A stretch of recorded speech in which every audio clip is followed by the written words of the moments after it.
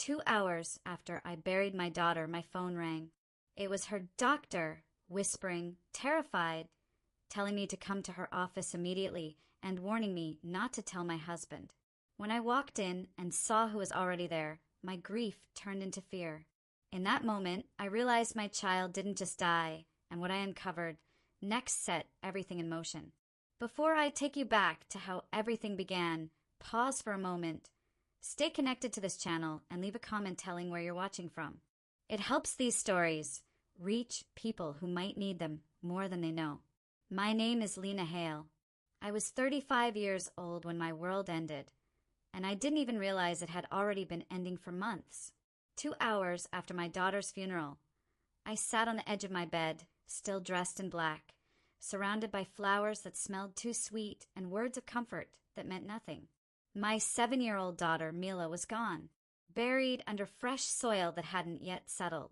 People kept telling me she was at peace now, that she wasn't in pain anymore. That time would heal me.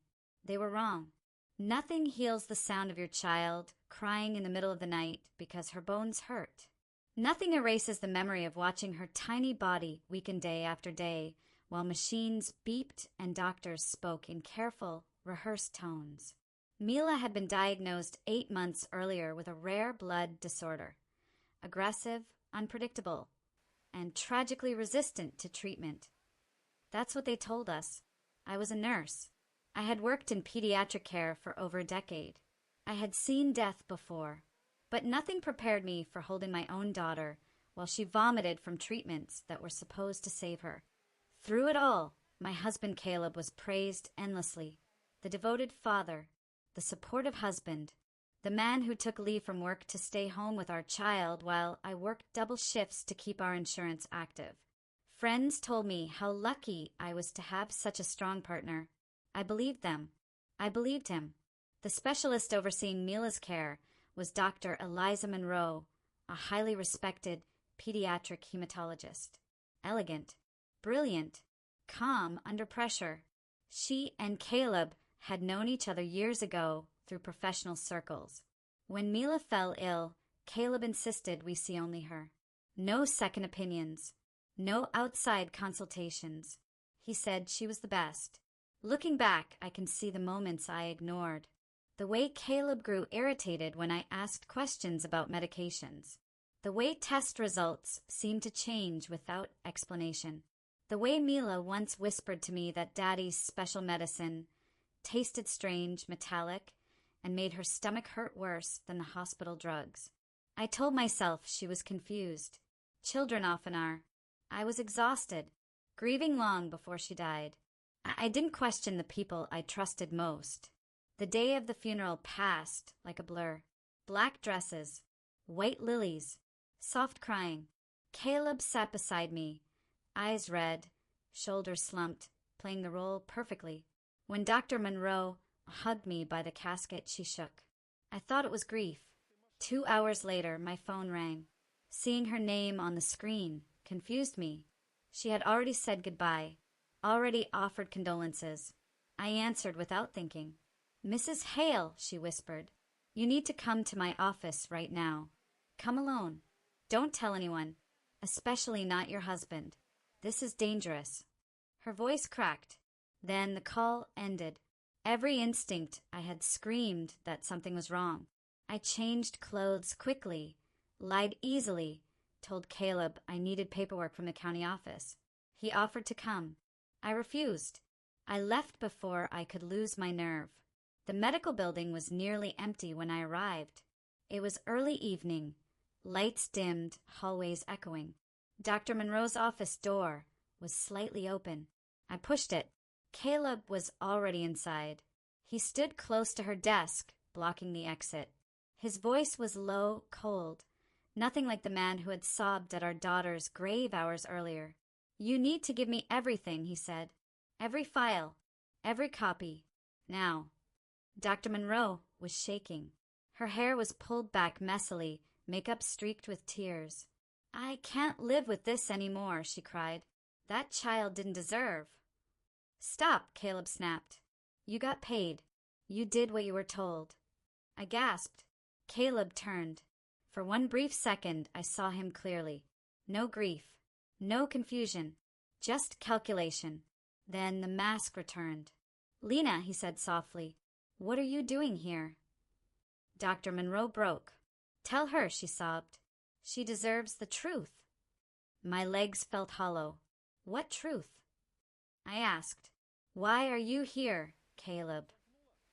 He stepped toward me. "You're exhausted. You shouldn't be driving. Let's go home." Dr. Monroe shoved a folded paper into my hand. "Read this," she whispered. "Please." Caleb grabbed her arm. I screamed. He released her. I ran. I didn't stop until I was locked inside my car, hands shaking so badly I could barely unfold the paper. It was a lab report. Mila's name at the top. Normal. No blood disorder. No abnormalities. On the back, written in Dr. Monroe's handwriting, Mila was healthy. The medications were poisoning her. Life insurance policy, $2 million. Beneficiary, Caleb Hale. I have proof. Be careful. The scream that tore out of me didn't sound human. My daughter hadn't died from illness. She had been taken from me, and the man I married was responsible. That was the moment grief turned into something colder, sharper, and unstoppable. And this was only the beginning. I sat there in that dark parking lot for a long time, the engine off, the paper clenched so tightly in my hand it crumpled. The words didn't blur. They didn't soften. They stayed sharp and clear, carving themselves into my mind over and over again. Mila was healthy. The medications were poisoning her. My daughter hadn't lost a battle. She had been betrayed. I don't remember driving away from the medical building. I only remember stopping in the far corner of an empty grocery store lot, somewhere no one would see me break. That's where it happened. Not a gentle cry, not quiet tears. Something primal tore out of my chest. I screamed until my throat burned, until my hands ached from pounding the steering wheel, until there was nothing left but shaking silence. Then my phone buzzed. One missed call, then another, then 5. "Caleb." Texts followed quickly, each one tightening the knot in my stomach. "Where are you? Please come home. We need to talk. Don't do anything you'll regret." That last one wasn't concern. It was control. I turned my phone off. I couldn't go home. Not yet. Not without proof. Dr. Monroe had said she had evidence, recordings, real test results. But if she had called me in fear, if she had looked the way she did in that office, then she was already in danger. And so was I. I needed help. Someone Caleb wouldn't suspect. Someone who knew how to dig, how to see what others couldn't. I turned my phone back on just long enough to make one call. My cousin Andre answered on the second ring. "Lena, what's wrong?" "Caleb's been calling everyone." "Andre," I said, my voice steady in a way that surprised even me. "I need you. Right now. And I need you to promise me something. Anything. Don't tell anyone where I am. Not my mother. Not Caleb. No one." There was a pause. "Then I'm on my way." Andre worked in cybersecurity.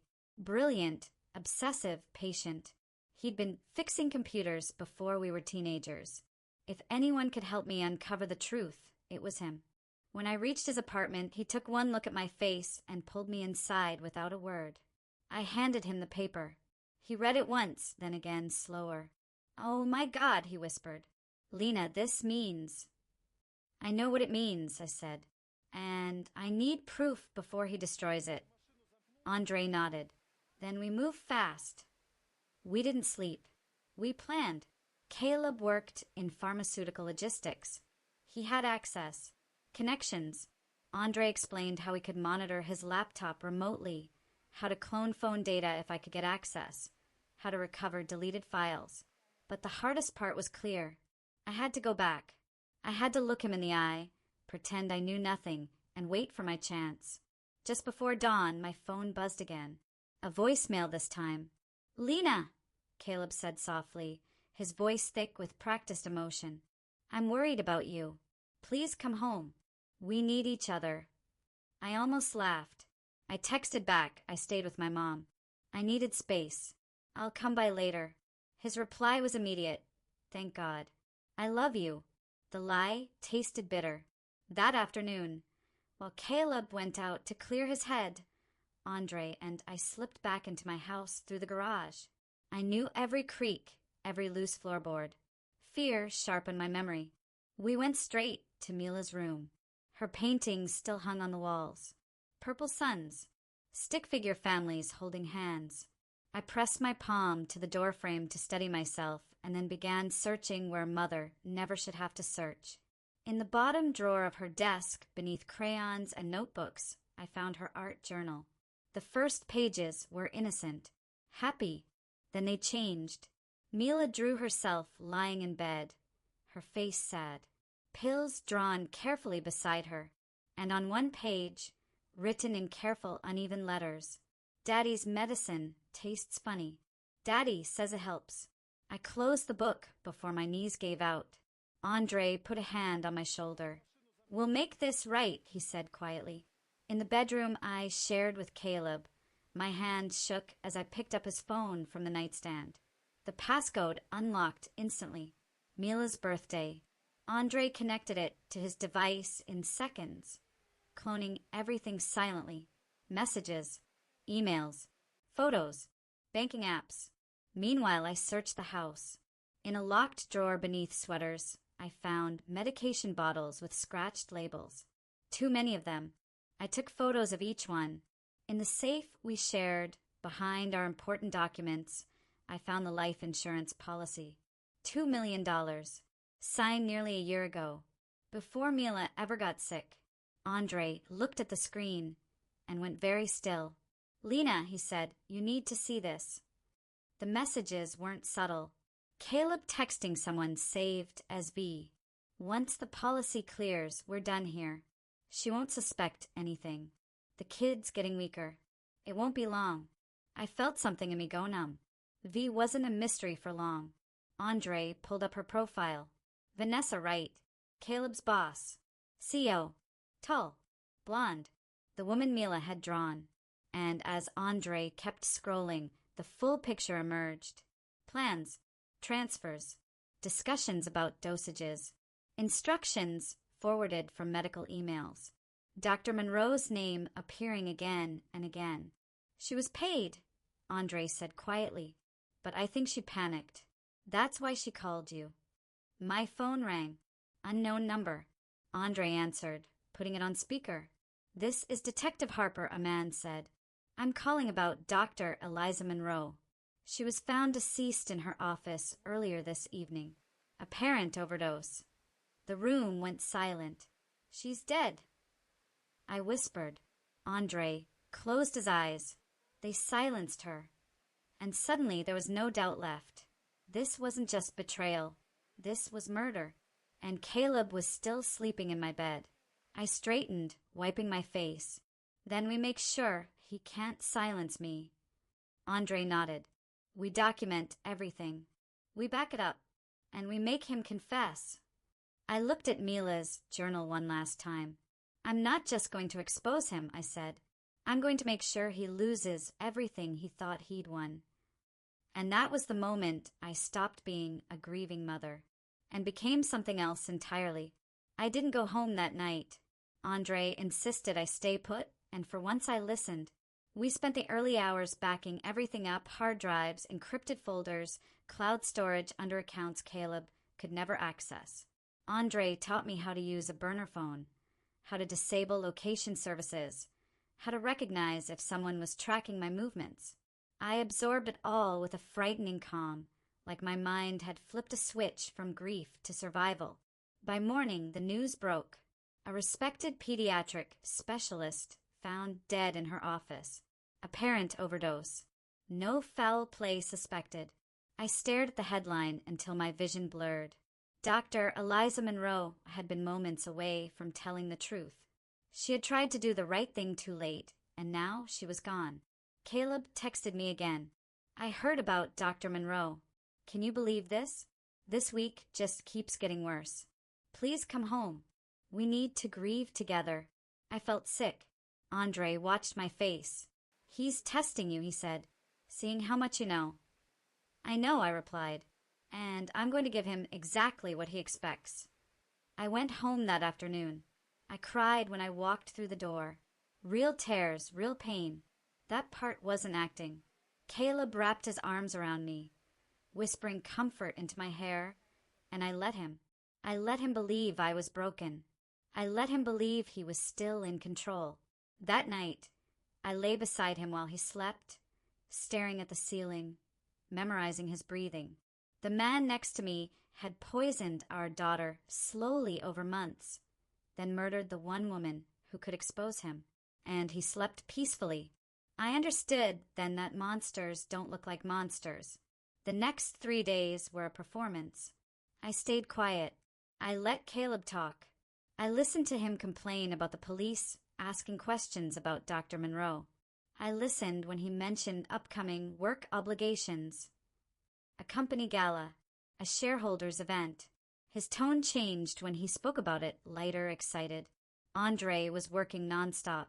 He hacked into Caleb's work email, recovered deleted threads, traced shell companies, offshore transfers, coded language.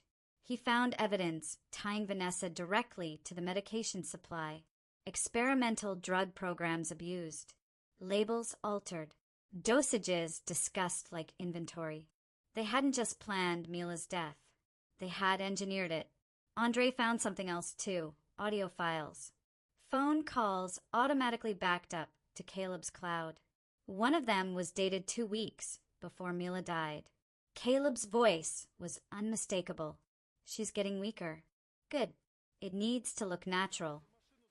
A woman laughed softly. "You're sure your wife won't question it?" "She's a nurse, not a detective. She trusts me." I stopped breathing when I heard that. Andre paused the audio. "Lena, we can go to the police now." I shook my head slowly. "Not yet." "What are you thinking?" "They think they're untouchable. I want them to prove it." Andre understood immediately. "You want them to talk. Publicly." "Yes." He leaned back, eyes sharp. "There's a gala, right?" I nodded. "Vanessa will be there. Caleb said she's presenting him with some kind of recognition." Andre smiled without humor. "Then that's where this ends." Over the next week, we set a trap. Andre hacked Vanessa's email and sent a message to Caleb that looked real enough to fool anyone. "I'm nervous. The police are asking questions about Monroe. If this comes out, it ruins everything. Maybe we should come clean before it's too late." Caleb panicked. We watched him pace his office through a compromised webcam, phone glued to his ear, making calls that went unanswered. He deleted emails, wiped folders, tried to access accounts Andre had already mirrored. Then Andre sent a second message, this one to Vanessa from Caleb's account. "I'm keeping the insurance payout. You're on your own. Don't contact me again." Her reaction was immediate. Security camera footage showed her slamming her office door, shouting, calling him repeatedly. Trust cracked. Paranoia bloomed. The final push came for me. That night, while Caleb slept, I sent one message from his phone to Vanessa. "Lena knows something. We might need to handle it." Then I waited. The next morning, Vanessa called. Caleb stepped outside to take the call. Andre had already installed a recording app. Vanessa's voice was sharp, panicked. "What do you mean, handle it?" "I didn't send that," Caleb said. "Someone's messing with us." Silence. Then Vanessa whispered, "You think Monroe copied files?" "I don't know," he replied, "but the gala's in 2 days. After that, we disappear. And your wife?" Caleb exhaled slowly. She served her purpose. I closed my eyes. That night, I gave my mother an envelope. "If anything happens to me," I said, "you take this to the police. Promise me." She looked terrified, but she nodded. Inside were copies of everything. The gala arrived faster than I expected. Caleb dressed with care, smiling at his reflection. He kissed my cheek. "Thank you for coming," he said. "I know it's hard." I smiled back. The ballroom glittered with wealth and influence. Cameras, executives, champagne. Vanessa greeted us like nothing was wrong. She hugged Caleb, shook my hand, offered condolences. Her eyes lingered on me a second too long. Andre was already inside, disguised as staff. Tiny cameras hidden. Access to the AV systems secured. When Vanessa took the stage, the room quieted. She began her speech. Then the screen behind her flickered. Mila's face filled the room. Laughter died instantly. My voice echoed through the speakers, steady and clear. My daughter was 6 years old when she died. I was told it was illness. That was a lie. Gasps rippled. Images followed. Medical records. Emails. Audio transcripts. Bank transfers. Caleb went pale. Vanessa screamed. "This is a setup." Caleb shouted. I stood. "Explain the insurance policy," I said calmly. "Explain the drugs. Explain why you paid a doctor to fake my daughter's diagnosis." Vanessa turned on him. "You said this was foolproof." He lunged toward her. Security intervened. Police moved in. Confessions spilled like poison. Andre had tipped every major outlet anonymously. By morning, the story was everywhere. And for the first time since I buried my child, I felt something close to relief. But the story wasn't over yet. The police didn't let the chaos linger. Within minutes of the first confession echoing through the ballroom, officers moved in from every entrance. Caleb was restrained near the stage, shouting incoherently about forged documents and conspiracies. Vanessa collapsed into a chair, mascara streaking down her face, screaming that she'd been manipulated. Cameras flashed. Phones were raised. The night I had planned so carefully was unfolding faster than I could process. A detective I recognized, Detective Harper, the same one who had called about Dr. Monroe, approached me. His face was grim, but there was no hesitation in his voice. "Mrs. Hale, we need you to come with us. Now." I nodded.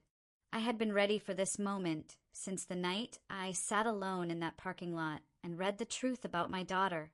At the precinct, they separated me from Caleb immediately. I didn't ask where he was taken. I didn't care. I was escorted into an interview room, the same kind I'd seen countless times on the other side of my nursing career. Neutral walls, a small table, a recorder blinking red.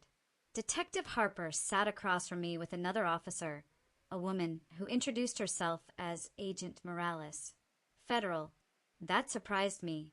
"Mrs. Hale," Morales said gently, "what you exposed tonight goes far beyond a single crime." They laid it out piece by piece. Vanessa's company had been under quiet investigation for months.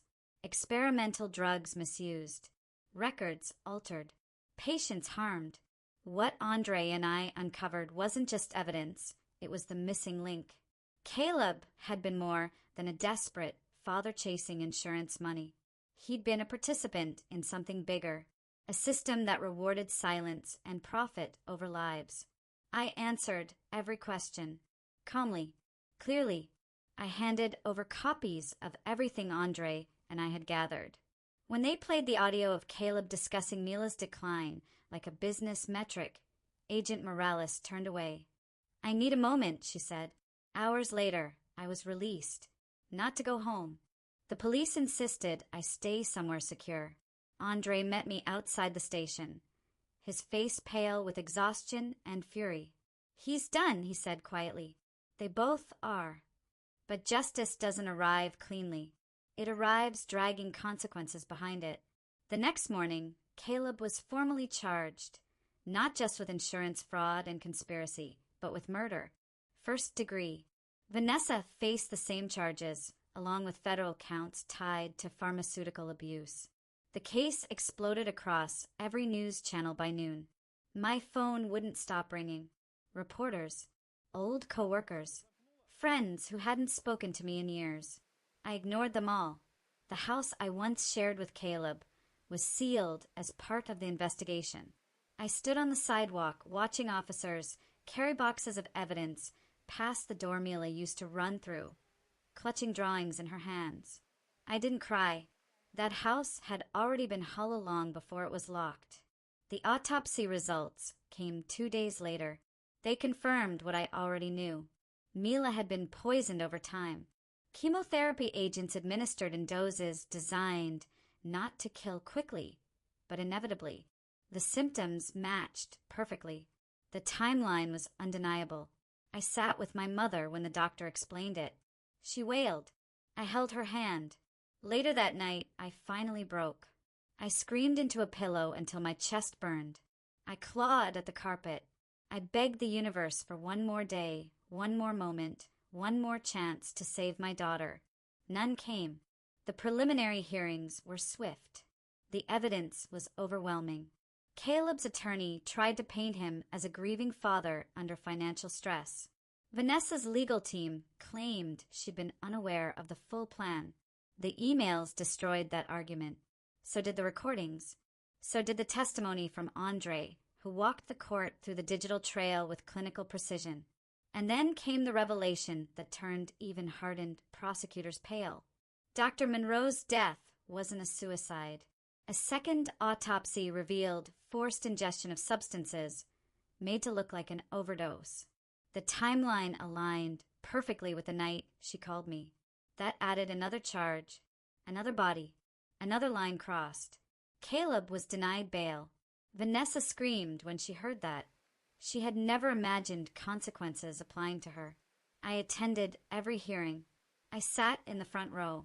I looked at Caleb when he entered in shackles. The man who had once kissed my forehead and whispered promises wouldn't meet my eyes. At one point, during a recess, he whispered as guards passed him by me, "You ruined everything." I didn't respond, because what he didn't understand was simple. He had ended everything long before I ever fought back. The trial date was set 6 months out. The waiting nearly broke me. Grief doesn't pause just because justice is moving. It seeps into everything: quiet mornings, empty bedrooms, grocery aisles where children laugh. I started therapy, twice a week. Sometimes I spoke. Sometimes I stared at the floor. Andre stayed close. He helped me move into a smaller apartment. We packed only what mattered: Mila's journal, her paintings, a single stuffed bear she slept with every night. The rest I let go. 3 weeks before trial, something unexpected happened. Vanessa's attorney requested a deal. She wanted to testify. The prosecution agreed on one condition: full cooperation, no immunity. Her statement lasted 9 hours. She detailed how the plan had begun as a way out. How Caleb had complained about debt, about being trapped, about the insurance policy. How she'd provided access. How Dr. Monroe had been bribed. How panic set in when the doctor wanted to go to the police. "How did you feel about the child?" the prosecutor asked. Vanessa hesitated. "She wasn't real to me," she said quietly. "Just collateral." The words made it into the record. The trial began on a cold Monday morning. The courtroom was packed. Media lined the walls. I wore a dark blue suit and sat with my hands folded, breathing slowly. The prosecution told the story plainly. A child trusted the wrong people. A mother was deceived. A system enabled murder. When it was my turn to testify, I walked to the stand without shaking. I told them about Mila, about her laughter, about the night she told me the medicine tasted wrong, about the paper in the parking lot. I looked directly at the jury. I trusted my husband, I said, and that trust cost my daughter her life. Caleb stared at the table. Vanessa cried. The defense tried to rattle me, suggested I misunderstood. That grief clouded my judgment. I didn't budge. "I'm alive," I said, "because I listened when something felt wrong. My daughter isn't, because she couldn't." The jury deliberated for less than a day. The verdict was unanimous. Guilty, on all counts. Caleb collapsed when the word was read. Vanessa went silent. Sentencing followed a month later. Caleb received life without parole. Vanessa received the same. As they were led away, I didn't feel triumph. I felt weight lift, just slightly from my chest. Outside the courthouse, reporters shouted questions. I stopped once. My daughter was 6, I said into the cameras. She mattered, and she will not be forgotten. Then I walked away. But justice, I learned, isn't the end of the story. It's the beginning of something else. And I wasn't finished yet. The days after the sentencing were quieter than I expected, and somehow heavier. People think justice brings closure, that the moment the gavel falls, grief loosens its grip. They're wrong. Justice doesn't erase the past. It only stops it from repeating. What it gave me wasn't peace. It gave me space. And in that space, the pain finally had room to breathe. I woke up every morning expecting to hear Mila's feet padding across the floor, expecting her voice asking for cereal or cartoons. The silence was brutal, honest, unavoidable. I left Atlanta 3 weeks after the trial ended, not because I was running, but because staying felt like drowning. Every street corner held a memory. Every grocery aisle reminded me of things she loved. I sold the house quietly, donated most of what was inside. I kept only what mattered. Mila's art box, her journals, her favorite sweater, and the cracked tablet where she used to draw sons with faces. I moved to a smaller city near the coast, somewhere anonymous, somewhere I could exist without being recognized as that mother from the news. For the first time in years, no one expected anything from me. I took a job at a free clinic under a different last name. Night shifts, quiet patients, people who didn't know my story and didn't ask. I liked it that way. Healing strangers felt easier than healing myself. But the past doesn't stay buried just because you change locations. 3 months after the trial, I received a call from Agent Morales. "We need to talk," she said. "In person." My stomach tightened. Justice had already taken so much. I didn't know what else it could want from me. We met at a cafe near the clinic. She looked tired, older than I remembered. "The investigation didn't stop with Vanessa and Caleb," she said, folding her hands. "Their case cracked open something bigger." She slid a folder across the table. Inside were names, dozens of them, doctors, executives, administrators, a network that had profited from silence and manipulated diagnoses. Mila hadn't been the first. She wouldn't have been the last. "Your testimony changed the trajectory," Morales said. "Families are coming forward now. Cases are being reopened." I stared at the list until the letters blurred. "What do you need from me?" I asked. She hesitated. "Leadership, not as a witness, but as a voice. Someone families will trust." I laughed softly. It came out broken. "I can barely get out of bed some days." "I know," she said, "but you already did the hardest part. You spoke when it mattered most." I didn't answer right away. That night, I went home and opened Mila's journal for the first time since the trial. I read her words slowly, her drawings, the shaky letters where she tried to explain pain she didn't understand. On the last page, she had written something simple. "Mommy always fixes things." I cried until sunrise. The foundation started small. Just a website, a phone number, a promise. I named it after her. Not because I wanted her death remembered, but because I wanted her life to matter beyond me. The calls started coming within days. Parents who felt something was wrong but couldn't prove it. Nurses who had seen patterns and been told to stay quiet. Doctors haunted by cases that never made sense. I listened. I connected them to investigators, to second opinions, to legal aid. I didn't lead with anger. I led with truth. And truth has weight. The pharmaceutical company collapsed within a year. Lawsuits followed. Regulations changed. Oversight committees formed. People who had hidden behind titles were suddenly exposed to light. I testified again, this time in front of lawmakers. Not as a grieving mother, as a witness who survived, as someone who refused to stay silent.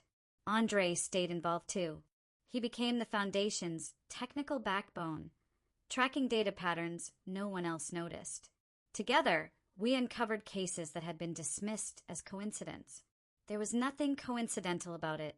Every saved child felt like a quiet apology to Mila. One I knew would never be enough, but one I offered anyway. On the anniversary of her death, I returned to the cemetery alone. I sat beside her grave and told her everything. The trials, the convictions, the families we helped, the children who got second chances. I couldn't save you, I whispered, but I didn't let them erase you. The wind moved through the trees like a sigh. I don't know if healing ever truly happens. I think we just learn how to carry the weight without letting it crush us. Some nights I still dream of her. But now, when I wake up, the pain isn't sharp, it's steady.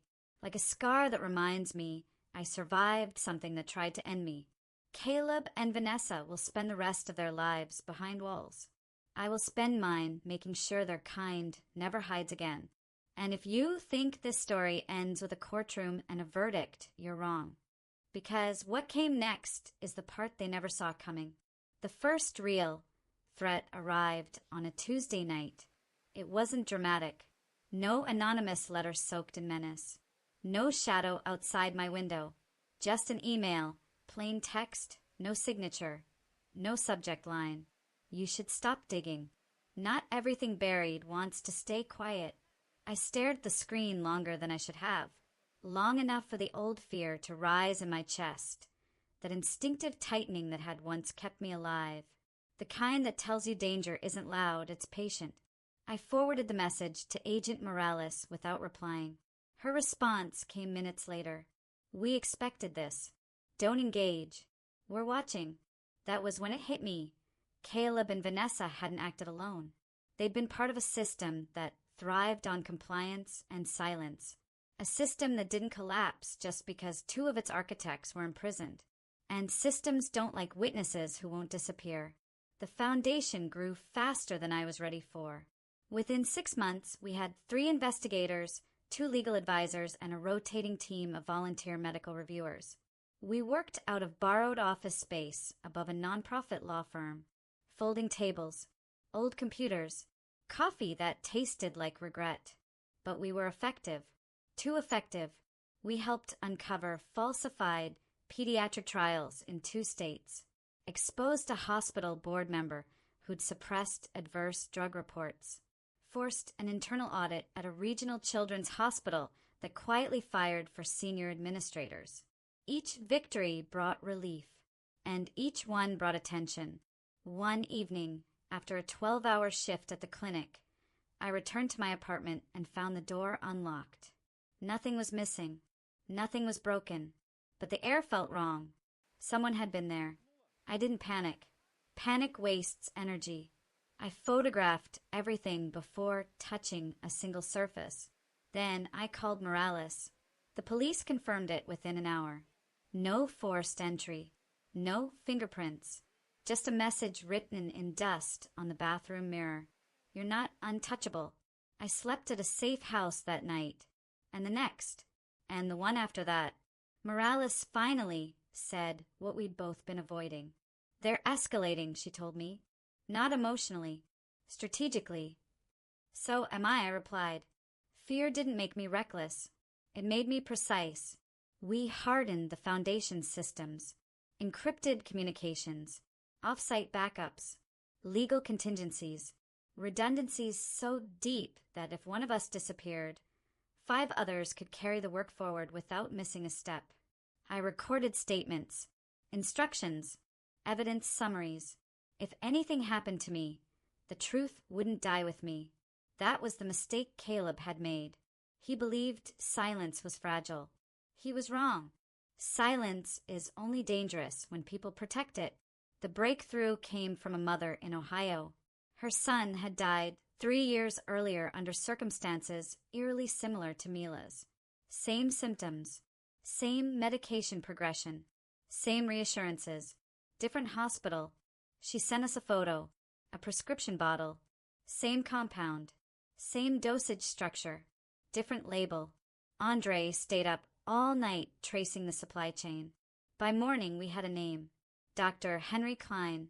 Not a flashy figure, no headlines, just a respected pediatric specialist with ties to multiple advisory boards and one quiet consulting role with a pharmaceutical distributor.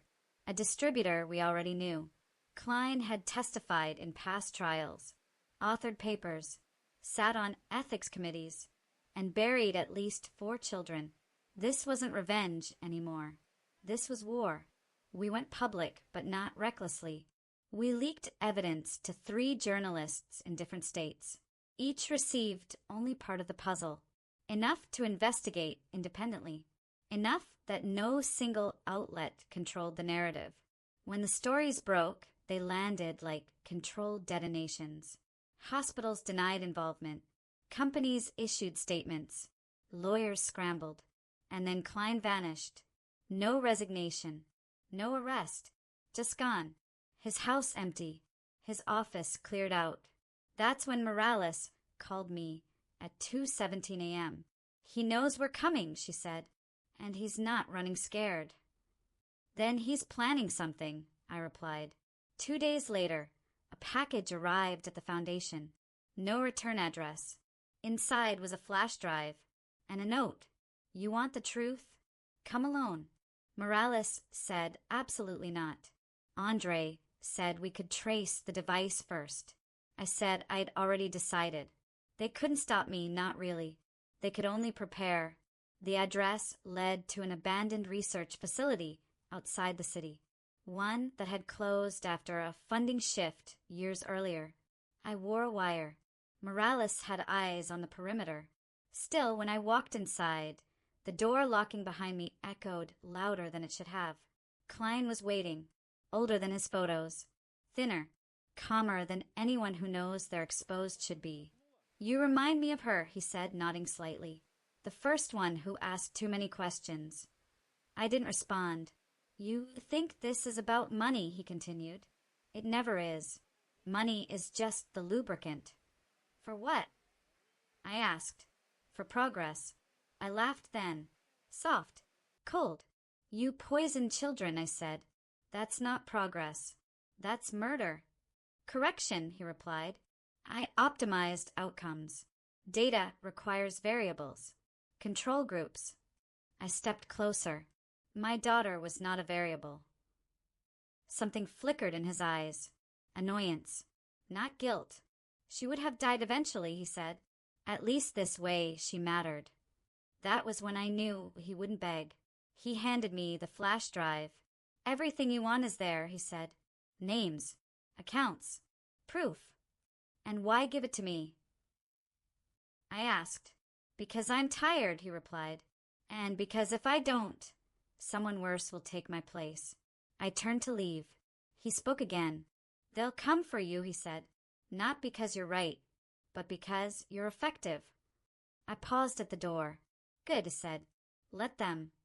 Morales arrested him 5 minutes later. The flash drive detonated what remained of the system.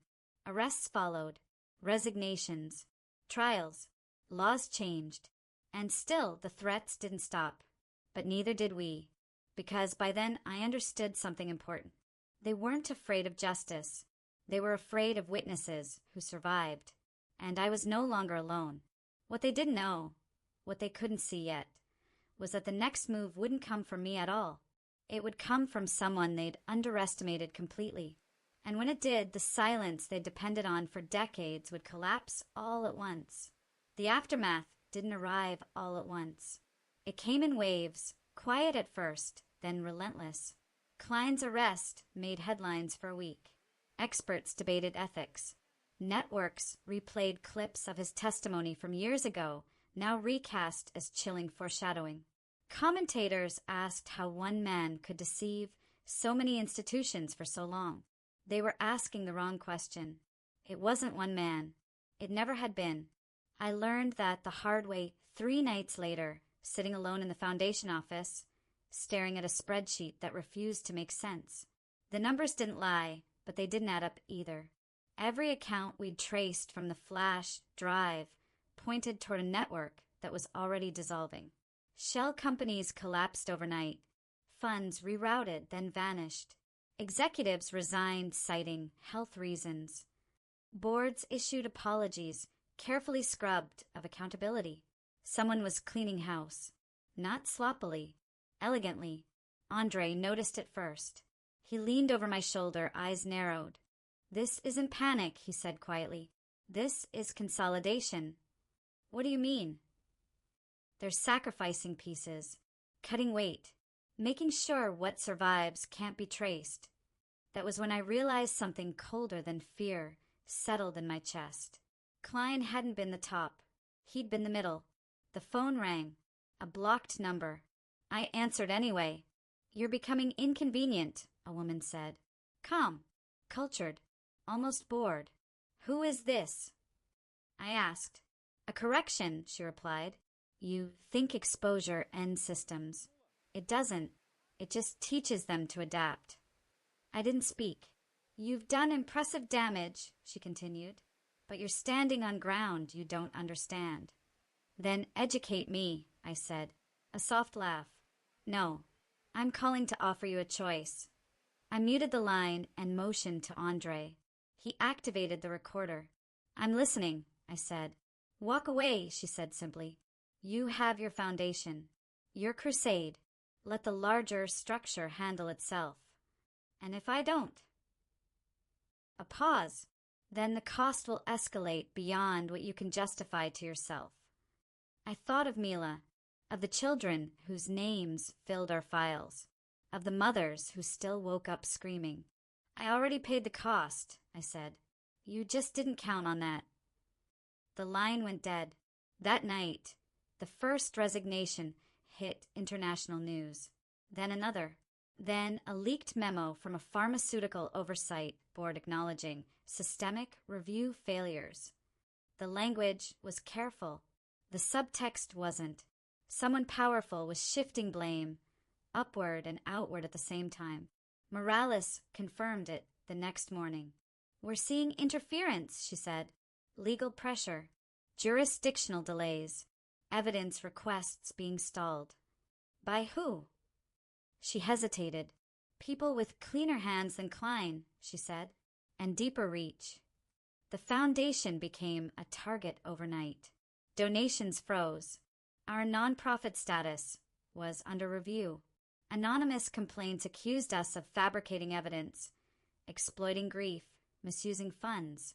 Classic counteroffensive. But they miscalculated one thing. They underestimated grief. The mothers didn't retreat. They mobilized. It started with one post, a woman in Michigan sharing her son's story, tagging us, tagging lawmakers, tagging media outlets. Then another. Then hundreds. Parents uploaded hospital records, emails, prescription bottles, videos of children wasting away while doctors smiled reassuringly. We didn't curate it. We amplified it. Within 48 hours, the hashtag trended globally. Not because of outrage, because of recognition. People saw themselves. The woman from Ohio, the one who'd first contacted us, stepped forward publicly. She named names, showed documents, looked straight into the camera and said, "They told me it was rare. They told me it was unavoidable. They were lying." Her video reached 10 million views in a day, and that was when the second mistake was made. Someone tried to silence her. A break-in, a threat, subtle enough to deny, loud enough to terrify. She called me shaking. "I can't do this," she whispered. "I have another child." I closed my eyes. "They're counting on that fear," I said gently. "But you're not alone anymore." She didn't have to be brave alone. We surrounded her with protection. Legal, physical, public. Visibility became armor. The more they tried to intimidate, the more attention they drew. Then Andre found it. A pattern buried in the financial data. A recurring routing node tied to multiple companies, all funneling through a private equity firm registered offshore. The firm had no public face, but its board did, and one name stood out. Not a doctor, not an executive, a philanthropist, someone celebrated for funding children's hospitals, someone who spoke at galas about compassion, someone whose foundation bore their own child's name. I felt sick reading it. This is the top, Andre said quietly. Can we prove it? He nodded slowly. Not yet, but we're close. The woman from the phone call hadn't lied. This structure was older, smarter, protected by respectability. Exposing it wouldn't just end careers. It would shake institutions people trusted to be good. Morales warned me. If you pull this thread publicly before we have airtight evidence, they'll crush you legally, she said. They'll paint you as unstable, vindictive. I am vindictive, I replied calmly, but I'm also right. She didn't smile. Just promise me one thing, she said. If they move on you directly, you don't face it alone. I promised. 2 days later, a subpoena arrived. Not for the foundation. For me. They wanted my records, my communications, my medical history, my finances. A character assassination dressed as due process. I sat at my kitchen table holding the papers, hands steady. They weren't trying to disprove the truth. They were trying to make me the story. I called Andre. They're coming sideways, I said. Then we go vertical, he replied. That night, we released everything. Not raw data, narrative, connections, faces. We showed how the money flowed, how the diagnoses clustered, how oversight boards overlapped with donors, how the same philanthropic foundation appeared again and again at the center. We didn't accuse. We asked questions, the kind that don't go away. Within hours, the response was nuclear. Press statements, denials, threats of lawsuits. But something else happened too. A former insider, someone who'd signed off on grants years ago, sent us an encrypted message. I know what you're looking at, and I can prove it. My heart pounded. Where? I typed. Not digitally. Too many eyes. Tomorrow. Noon. Public place. Morales insisted on surveillance. Andre insisted on redundancy. I insisted on going. The cafe was busy. Sunlight everywhere. Cameras. Noise. The woman sat across from me, hands folded around a coffee she didn't drink. I used to believe in it, she said without preamble. The greater good. Trade-offs. What changed? I asked. She met my eyes. My nephew. She slid a folder across the table. Inside were contracts, emails, internal reviews, stamped confidential, names circled, dates highlighted, proof. They called it acceptable loss, she whispered, but it was never random. I swallowed hard. Why come forward now? Because I watched you refuse to disappear, she said, and because I'm done carrying it alone. When I stood to leave, she grabbed my wrist. They won't forgive this, she said. They'll retaliate. I leaned in close. They already are. By nightfall, the documents were secured in 4 locations. By morning, they were in federal hands. And by afternoon, the philanthropist canceled all public appearances. That evening, as I watched the news cycle finally begin to turn, my phone buzzed again. Unknown number. I answered. Silence. Then a familiar voice, tight, controlled, angry now. You think this ends it? She asked. No, I said honestly. I think it begins it. A breath. You're playing with forces you don't understand. I understand grief, I replied. And I understand systems that depend on silence. Another pause. This will cost you everything, she said. I looked at the photo on my desk. Mila's smile. Her paint-stained hands. I already lost everything, I said. Now I decide what it's worth. The call ended. Outside, sirens wailed somewhere distant. And for the first time since Mila died, I felt something unfamiliar settle in my chest. Not relief, not peace, momentum, because the final wall hadn't fallen yet, but the cracks were spreading fast, and the people who built it were finally running out of places to hide. Momentum is a dangerous thing. Once it starts, it doesn't ask permission, it demands direction. The day after the insider's documents reached federal hands, the world shifted again, not loudly, not all at once, but in the way tectonic plates move, Slow pressure, inevitable consequence. At 6:12 a.m., Andre texted me 2 words. It's moving.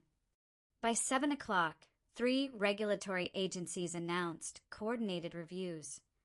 By 9:30, a pharmaceutical oversight board chair resigned. By noon, the Philanthropist Foundation issued a statement calling the allegations deeply troubling and promised full cooperation. I'd learned to read between lines. Full cooperation meant containment. By mid-afternoon, Morales called. They convened a closed-door task force, she said. No press, no victims, just lawyers. And you? I asked. I was invited, she said, then uninvited. That told me everything. They weren't trying to fix the system. They were trying to survive it. The retaliation escalated that night. First came the lawsuit threat, defamation, interference with business relations, emotional distress. Then the donor withdrawals.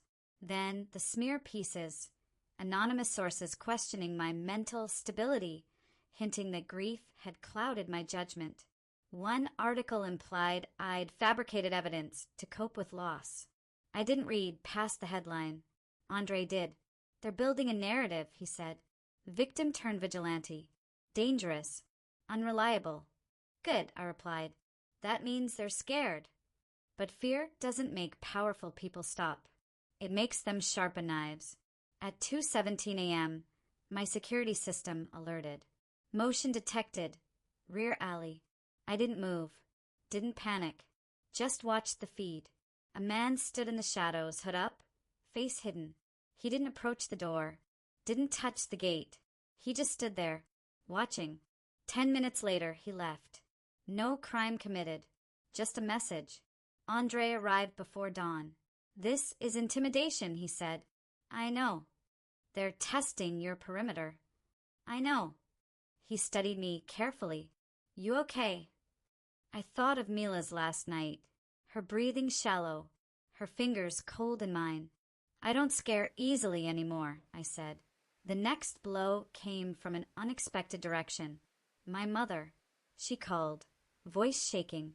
They came to the house, she said. 2 men. Suits. Polite. Asked questions about you. About your state of mind. My chest tightened. Did they threaten you? No, she said. But they didn't need to. That was the line. You can attack me. You can attack my credibility. But you do not touch my family. I called Morales immediately. They crossed a boundary, I said. She was quiet for a moment. Then it's time, she replied. Time for what? For sunlight, she said. Not controlled leaks. Not documents. Testimony. But the case. The case will survive, she cut in. But the court of public trust needs to hear this from someone they can't discredit. Who? I asked. There was a pause. You. The hearing was announced 2 days later. Emergency session. Congressional oversight. Public record. They framed it as a review of pediatric treatment protocols. But everyone knew why it was happening. The night before, I didn't sleep. Not from fear. From clarity. I rehearsed nothing. Wrote nothing. Prepared nothing. Truth doesn't need choreography. The chamber was packed. Cameras everywhere. Lawmakers posturing. Lobbyists watching from the edges like vultures waiting to see which carcass would drop. I sat alone at the witness table. No entourage. No theatrics. Just me. When sworn in, my voice didn't shake. I didn't start with accusations. I started with Mila. Her laugh. Her paintings. The way she hated broccoli and loved yellow socks. The way she trusted adults because children are taught to. I described the diagnosis. The reassurances. The way every concern I raised was dismissed with confidence and credentials. Then I laid out the pattern. Not emotionally. Methodically. I named the overlaps. The funding streams. The review boards that rubber-stamped protocols written by companies that profited from prolonged treatment. I showed how the same philanthropic foundation appeared again and again, funding hospitals, influencing policy, sponsoring independent research. I held up a printed email. This, I said, is where my daughter's life became a line item. Gasps rippled through the room. Then came the questions. Some hostile, some performative, some genuine. One lawmaker leaned forward. Are you alleging intentional harm? I met his eyes. I am alleging a system designed to value profit over outcomes, I said, and people who knew that harm was inevitable and acceptable. The word hung there. Acceptable. Another asked, Do you have proof this was deliberate? Yes, I said calmly, and it's already in federal custody. The room shifted. I finished with this. You can argue intent. You can debate liability. But you cannot deny this. Children died, and the people responsible were rewarded. Until that changes, this will happen again. Silence. The kind that doesn't clap. The kind that thinks. By evening, the philanthropist released another statement. This one shorter, more defensive. Their legal team claimed deep misinterpretation. The markets responded anyway. Stock dropped. Donors fled. Board members resigned. But still no arrests. Not yet. That's when Andre uncovered the contingency. They planned for exposure, he said, eyes scanning code. There's a firewall. A legal structure designed to absorb blame without triggering prosecution. Who's protected? He named the foundation. And behind it, an international trust shielded by treaties and lobbying. Can it be pierced? I asked. Yes, he said, but only if someone inside flips. As if summoned by the thought, my phone buzzed. Encrypted message. They're burning files. Tonight. Location attached. I forwarded it to Morales. She didn't hesitate. Federal raid, she said. Now. The warehouse was raided before midnight. Servers seized. Documents recovered. Hard drives cloned. And finally, the first arrest was made. Not the philanthropist. Not the figurehead. A senior compliance officer. Small fish, but fish who knew the current. By morning, he'd lawyered up. By afternoon, he was talking. The floodgates cracked open.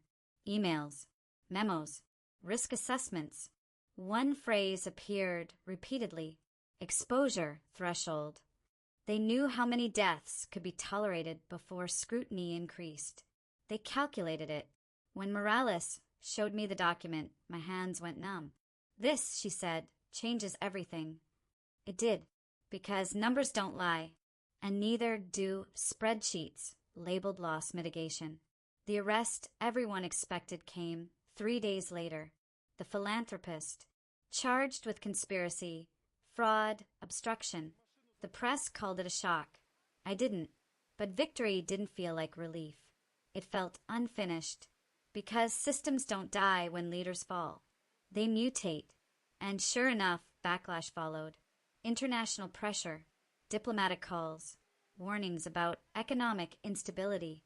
They tried to make justice sound irresponsible. That night, the woman from the first phone call, the one who'd warned me, called again. This time, no threats, just resignation. You forced our hand, she said. I didn't, I replied. You forced mine. A pause. You think you've won, she said. No, I answered. I think you've been exposed. Another pause. Then, quietly, be careful. I hung up without responding, because care was no longer the goal. Accountability was. The final domino hadn't fallen yet, but it was swaying, and everyone who had built their fortune on silence could feel it, including the one person who hadn't been named publicly yet, the one whose signature appeared on every approval, the one who'd never spoken, the one who'd finally requested a meeting, alone, off the record, tomorrow. And I knew before it happened that whatever was said in that room would decide whether this ended as a scandal or as a reckoning. The room they chose was small on purpose. No windows, neutral walls, a single table bolted to the floor, 2 chairs facing each other like a negotiation instead of a confrontation. No cameras, no recorders, at least none they admitted to. The person waiting for me was already seated. Not the philanthropist. Not the executive who'd taken the fall. The architect. The one whose name never appeared on donation plaques or press releases, but whose signature appeared on every approved protocol, every risk waiver, every emergency override. He stood when I entered, polite, controlled, expensive restraint. "Thank you for agreeing to this," he said. "I didn't agree," I replied, sitting anyway. I was curious, a thin smile. Curiosity built everything you're dismantling. "I'm not dismantling," I said. "I'm finishing." He folded his hands. "You're emotional. Understandable. But emotion is distorting your sense of proportion." "There it is," I said quietly. "The word you all use when facts corner you." He sighed, as if burdened by my presence. "You want justice," he said. "I want stability. We are not enemies." "You calculated acceptable child mortality," I cut in. The smile vanished. Silence stretched. Heavy. Revealing. "That phrase," he said carefully, "was taken out of context." "No," I replied. "It was taken out of a spreadsheet." His jaw tightened. "You don't understand scale. Large systems involve trade-offs." My daughter wasn't a trade-off. She was an anomaly. The word hit harder than any insult. I leaned forward. "You buried anomalies," I said, over and over, then funded the grief counseling. His eyes flicked to the door, then back to me. "You've done enough," he said. "Charges are filed. Arrests made. Careers destroyed. You can walk away now." "And if I don't?" His voice dropped. Then the backlash becomes unpredictable. "Is that a threat?" "No," he said softly. "It's experience." I smiled for the first time. "You know what you miscalculated." I asked. He raised an eyebrow. "You assumed I wanted to win," I said. "I don't. I want you to lose." He stared at me, searching for leverage. "What do you want?" he finally asked. "The truth," I said. "Publicly. Fully. On record. That would destabilize." "Good." He leaned back. "If I speak, others go down. People you don't even know exist." "I know," I said. "That's the point." "You think the public can handle it?" "They already are," I replied. "They just haven't been told." Another silence. Longer this time.